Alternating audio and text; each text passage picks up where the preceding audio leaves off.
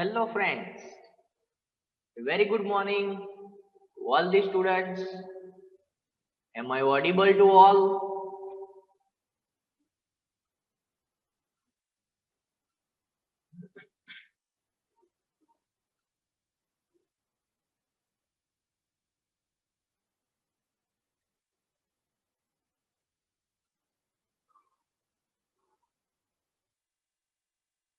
Okay friends, so before discussing the other topics of the chapter of heat engines, I hope that you have received the message related to the second assignment. So let me inform you some of the basic points in writing that assignment. The second assignment of basic mechanical engineering, that is of the third unit, properties of the gases. We have only given you the 4 questions. These are the important questions. So you need to write these questions perfectly in the assignments. All the 4 questions are the direct questions. You will be getting the direct answers from your textbook. All the questions are the derivations. So kindly see the method in the textbook. You need to draw the figures which are necessary for the answers already given in the textbook. So you have already submitted the assignment number 1. All the students have submitted before the deadlines. And for that I have already congratulated you in my yesterday's lecture. I am expecting some more good assignments from the students, the good presentation of the answers from the students in the second assignment. And while writing down the answers, if you are not able to understand any of the question, what to write in the answer, then first you ask me and then you start writing down the assignment. So that afterwards I am in a good condition to check the assignments properly of all the students, and all the students must do the good presentation. I hope the points are perfectly clear in your minds related to the assignment 2 of the basic mechanical engineering. Is it clear to all the students? I want your responses in the chat box.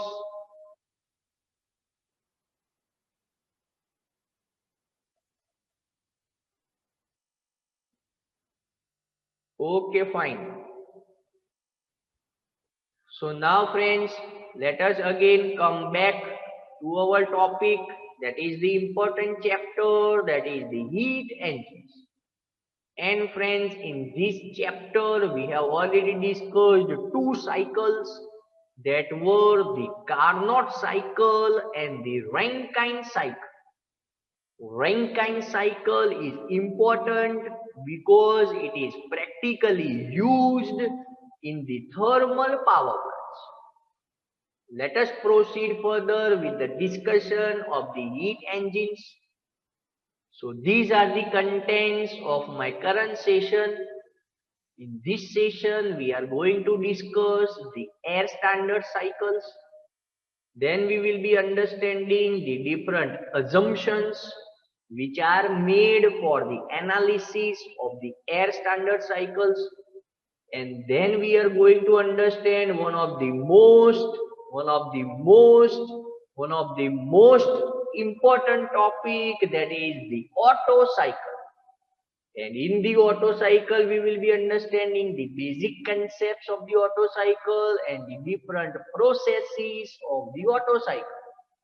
And finally we will be making the derivation for the efficiency of the Otto cycle. So let us start with the first topic, that is the air standard cycles. In most of the power developing systems such as the petrol engines, the diesel engines as well as the gas turbines, the common working fluid used that is the air. And to be more technical, we are using the atmospheric air.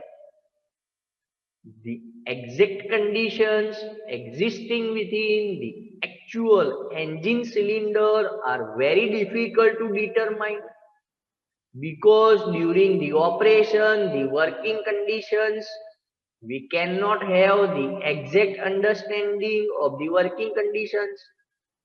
So for such analysis, if we want to understand the working of the actual engine cylinders, then we need to make it simple by taking some assumptions. And after taking the assumptions, it is possible to approximate these conditions more or less closely to the actual conditions. The approximate engine cycles thus analyzed are known as the theoretical cycles. The simplest theoretical cycle is called the air cycle approximation. The air cycle approximation used for calculating the conditions in the internal combustion engines, the IC engines, is called the air standard cycle.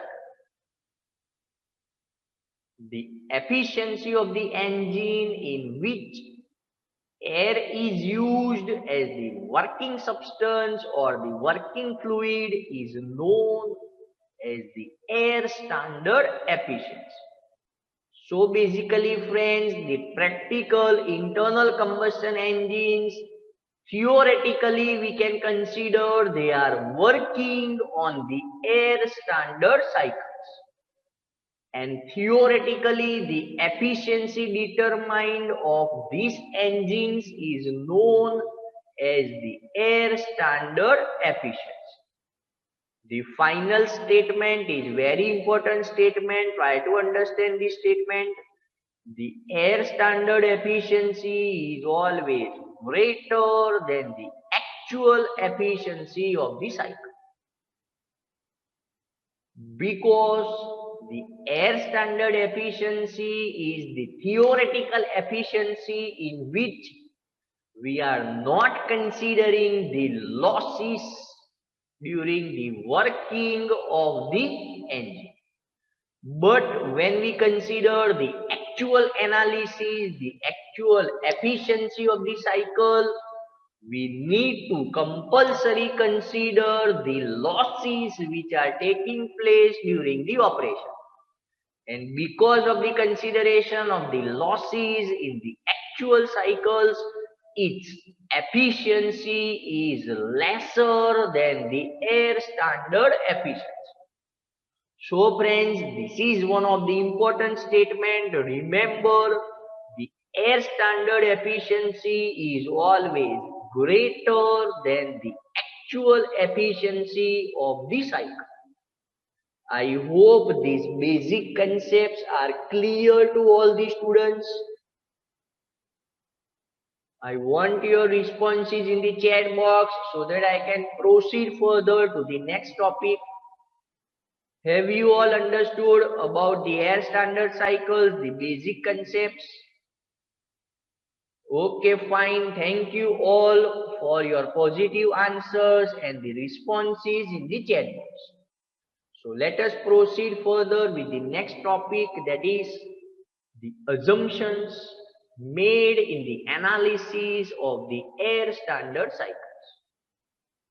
The first assumption, since they are the air standard cycles, the working fluid is considered as the air. In this cycle, all the processes are considered as the reversible processes. So friends, in the air standard cycle, the theoretical cycle, since the processes are considered as the reversible processes, now we can understand that the air standard efficiency is always greater than the actual efficiency of the cycle. Because in the actual sense, in the practical sense, we cannot have the process to be the reversible process.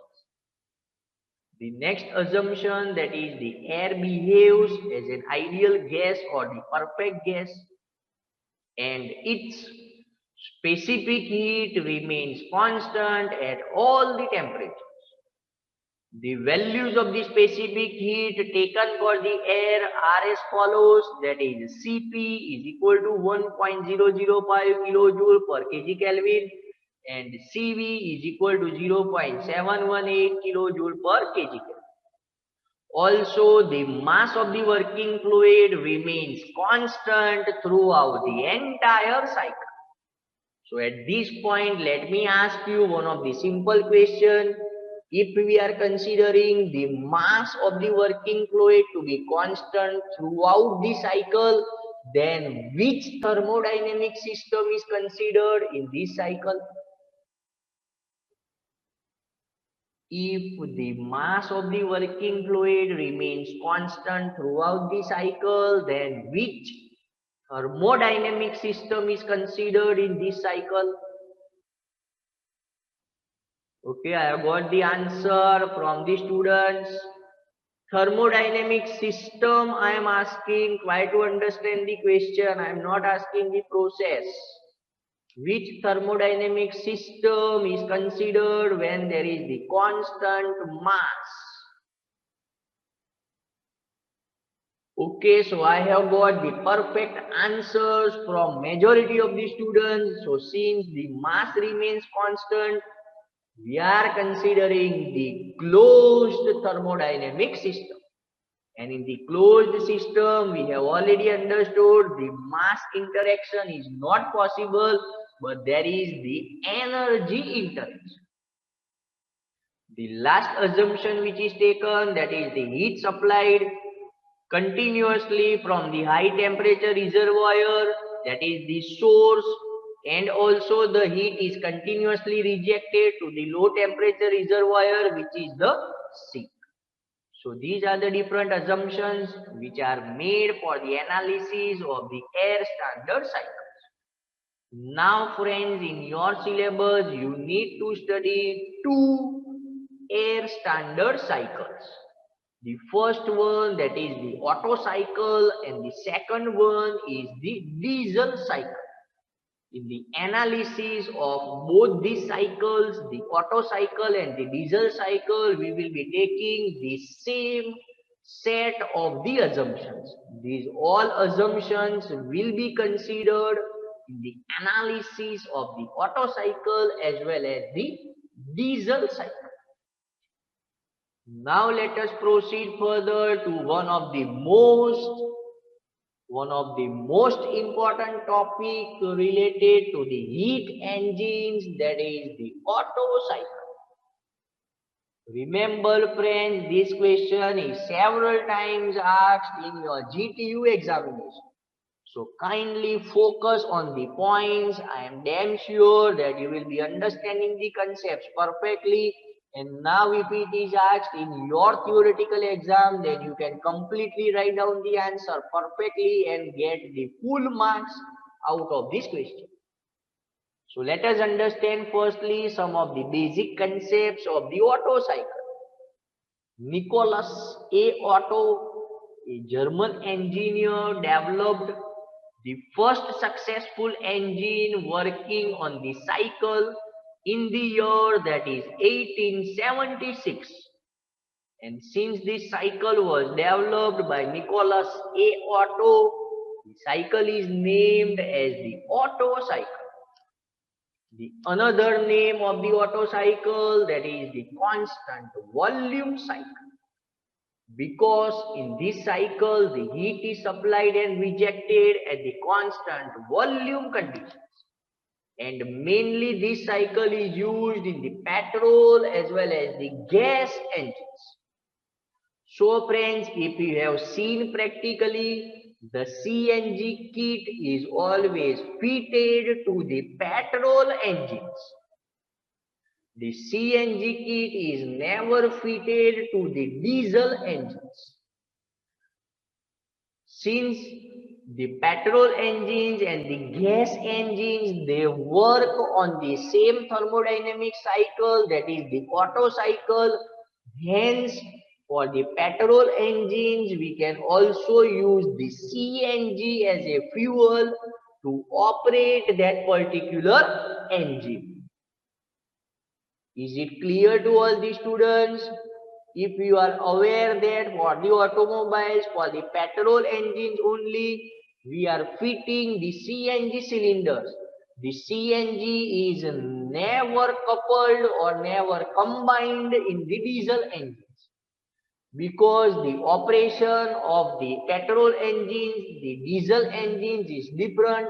The thermodynamic cycles are also different. The last point, an Otto cycle is an ideal thermodynamic cycle that describes the function of a spark ignition piston engine. So spark ignition piston engine, that is the another name of the petrol engine. Because in the petrol engines we are using the spark plug for the combustion of the fuels. So these are some of the basic concepts of the Otto cycle. The next important point, that is the processes of the Otto cycle. Dear friends, this PV diagram and the TS diagram are the most important. Whenever you are asked about the Otto cycle, compulsory you need to draw these diagrams. If the TS diagram is not given in your textbook, then you can refer this particular diagram, because for the derivation purpose, for understanding the derivation, for solving the numericals of the Otto cycle, compulsory you need to draw this diagram. In the Otto cycle, mainly there are 4 processes. The first process, that is from point 1 to point 2, that is known as the isentropic compression process, or another name, that is the reversible adiabatic compression process. In this process, the piston moves in the cylinder, compresses the air present in the cylinder. Because of the compression, the pressure of the air increases, but the volume decreases. And for the compression, we need to supply the work, so work is entering into the cycle. The second process, that is the constant volume heat addition process, that is shown on the PV diagram by the process, that is 2 to 3. So at the constant volume conditions, we are supplying the heat energy in the cycle. So it is shown by the notation, that is Q in. And when the working fluid, the atmospheric air, absorbs the heat energy, the pressure and temperature increases. So 3 point, that is showing the maximum pressure, and in this diagram 3 point shows the maximum temperature. Proceeding further with the third process, that is the process 3 to 4, that is isentropic expansion process, or it is also known as the reversible adiabatic expansion process.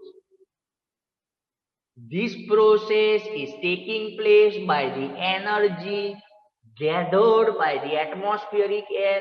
Now the atmospheric air will be undergoing the expansion process, and in the expansion process we are knowing the pressure reduces but the volume increases. And because of this expansion of the gas, we are able to achieve the work at the output of the engine. Hence, in the expansion process, it is shown that the work is developed by the engine. And remember friends, the expansion and the compression both are opposite to one another.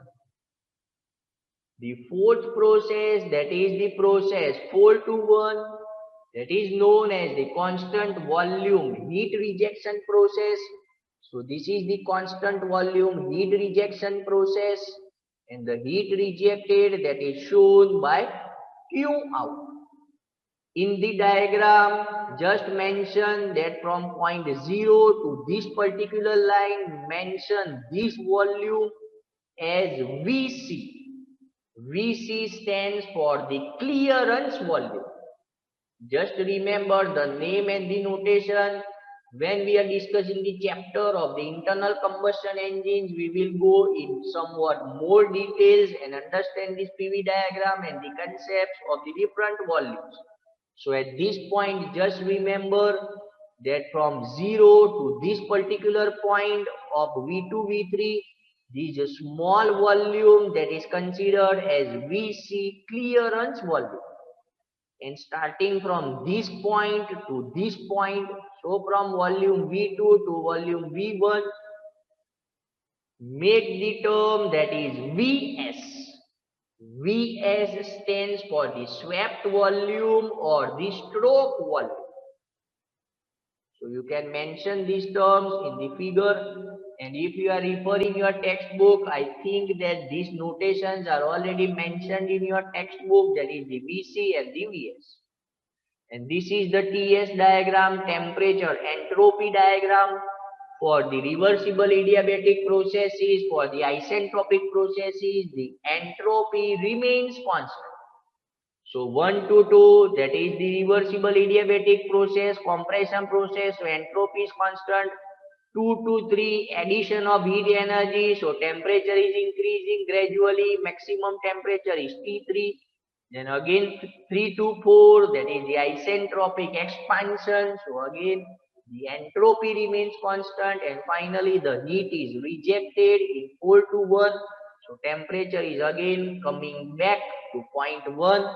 So you are observing that in both the diagrams, the starting point and the ending point, both the points are the same.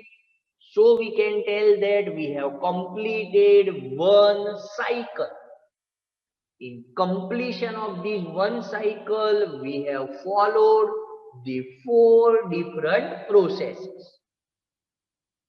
Is it clear to all the students?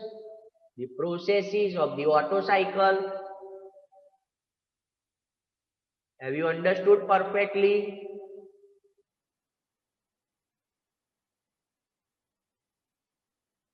All the students? Okay, fine. So got your responses in the chat box. Thank you all. So now let us proceed further to one of the again most important topic of the Otto cycle, that is the efficiency of the Otto cycle. So I suggest that you also start noting down these steps so that how we are getting the final answer that is perfectly clear in your minds. So the first point in the Otto cycle, we need to compulsory draw the PV diagram as well as the TS diagram. So the first point I am considering the unit mass of the air which is undergoing a cyclic change during the Otto cycle. So throughout the cycle, I am considering the mass of the working fluid, the mass of the air, that is 1 kg. Proceeding further, the amount of heat supplied during the constant volume process, that is process 2 to 3, is given as Q in is equal to CV T3 minus T2. Intentionally, I have not written M because mass I have already considered to be 1 kg. MC delta T, where delta T that stands for the higher temperature minus the lower temperature. And since it is constant volume, we have considered that is CV. Moving forward, considering the same pattern, the amount of heat rejected during the constant volume process, that is process 4 to 1, that is Q out is equal to CV T4 minus T1. Remember friends, here I am considering T4 minus T1 and here I am considering T3 minus T2 because the answer of Q out I want to be a positive value. I want my answer of Q out to be positive. Therefore, I have taken the difference, that is T4 minus T1. Is it clear to all the students? Are you understanding these equations? Kindly share your responses in the chat box so that I can proceed further with the steps.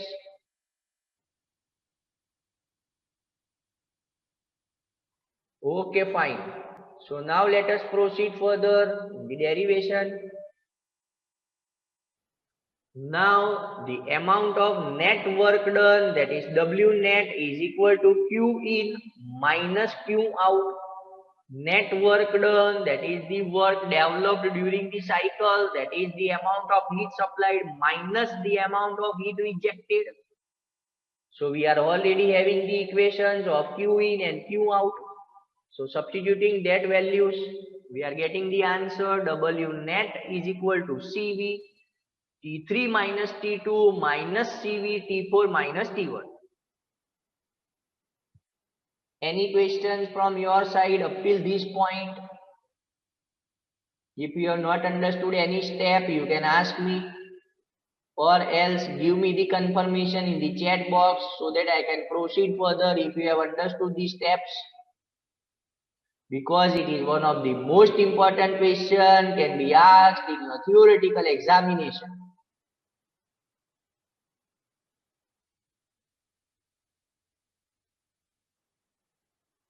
Okay, fine. So got the responses, got the confirmations. Majority of the students are understanding and also they are noting down the steps.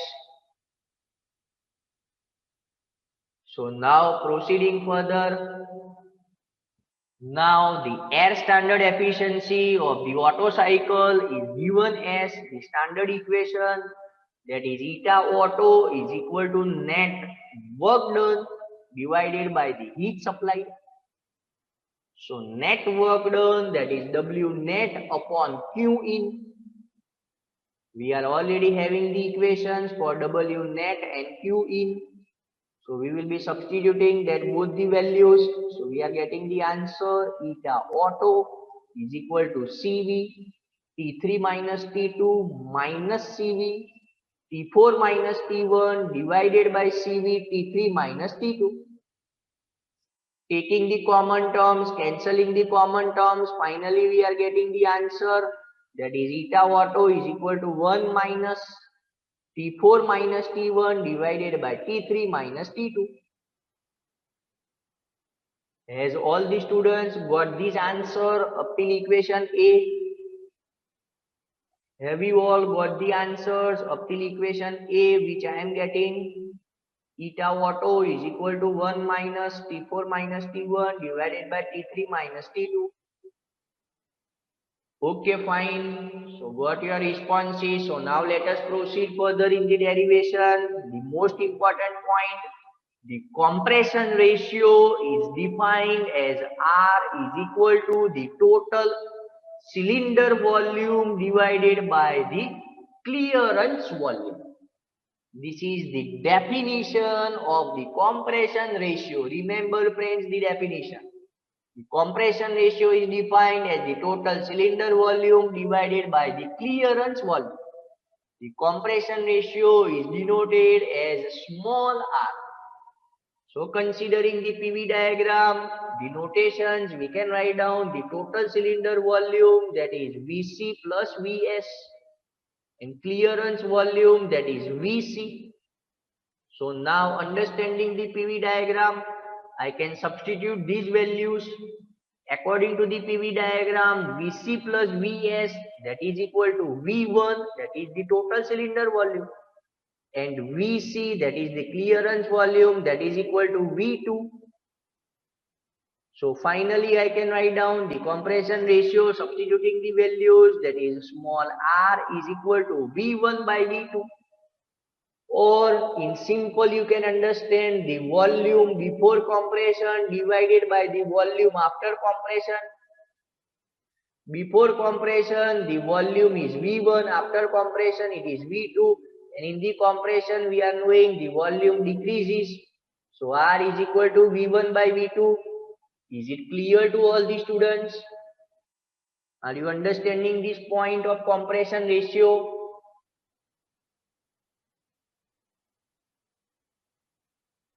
If you understand the PV diagram perfectly, then I am damn sure you will be understanding these concepts of the compression ratio. Now friends, let us proceed further.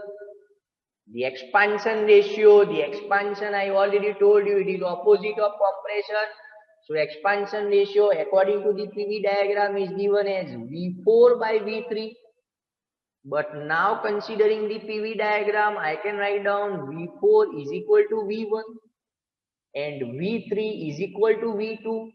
So substituting these values, I can write down the expansion ratio is equal to the compression ratio, that is equal to R. Have you understood up till this point? All the students, the expansion ratio is coming out to be equal to the compression ratio. Substituting the values, understanding the PV diagram.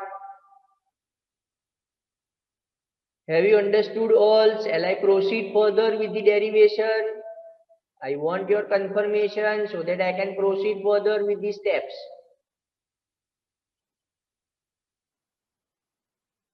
Okay, fine. So let us proceed further with the steps of the derivation.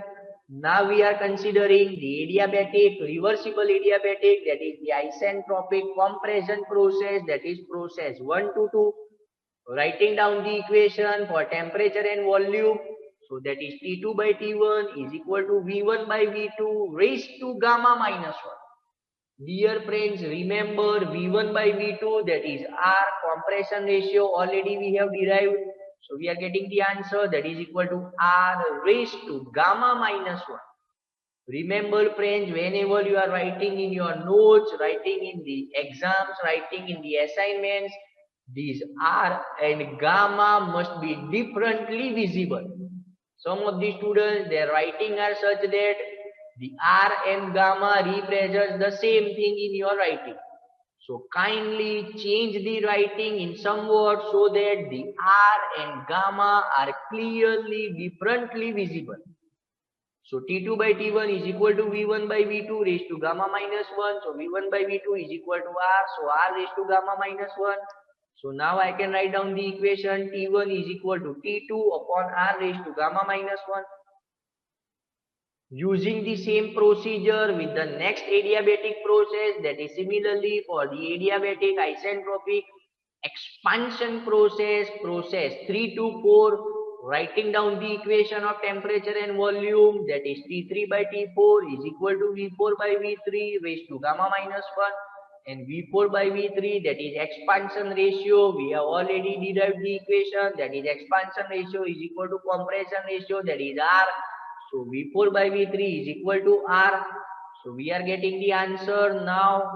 T4 is equal to T3 upon R raised to gamma minus 1. Is it clear to all the students up till this point?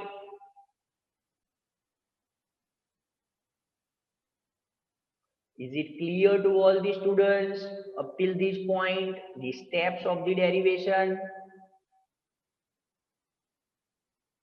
Okay, fine. So I have got the answers from the chat box. Thank you all. So now very easy. Just we already have the equation A. Equation A, that was eta Otto is equal to 1 minus T4 minus T1 divided by T3 minus T2. Substituting the value of T1 and T4 in the above equation A. Finally, we are getting the answer of the efficiency of the Otto cycle, that is eta Otto is equal to 1 minus 1 upon R raised to gamma minus 1. Let me know from your side how many students are getting this answer of eta Otto.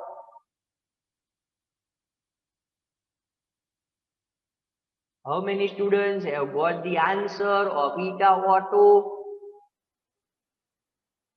Okay, getting the responses from the students. Okay, very good. What about the other students?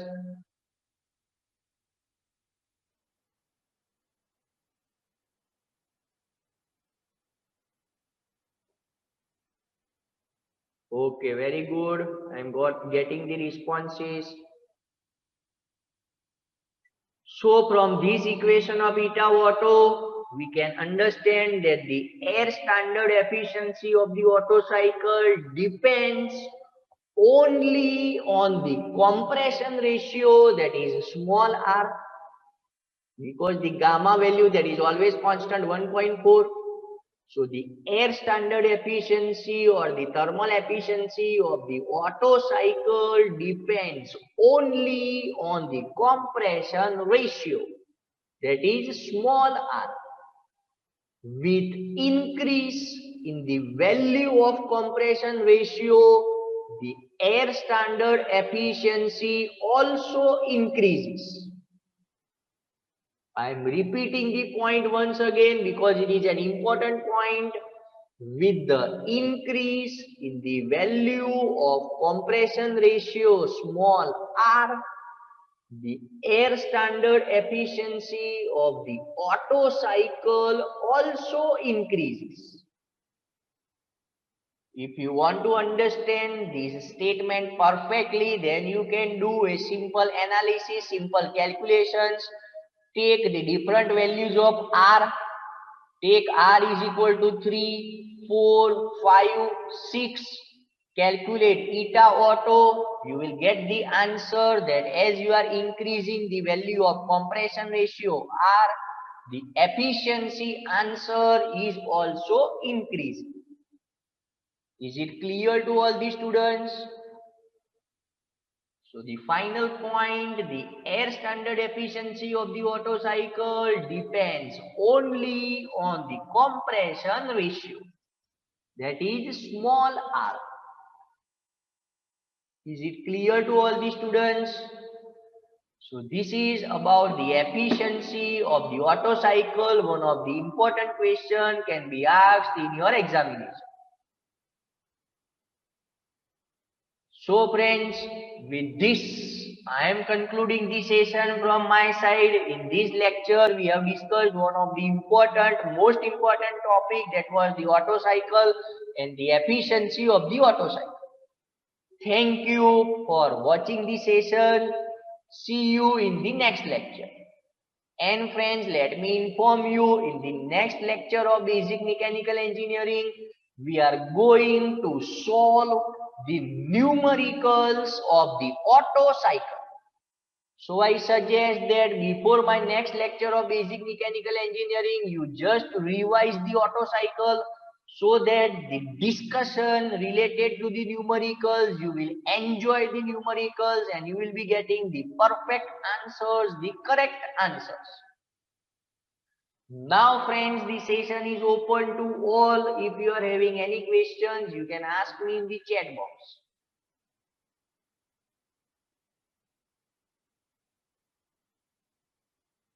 Okay, there cannot be any type of the summarization of the derivation. Dear student, the derivation is a lengthy procedure. We need to follow the particular steps in a particular sequence, and finally we need to get the answer of the derivation.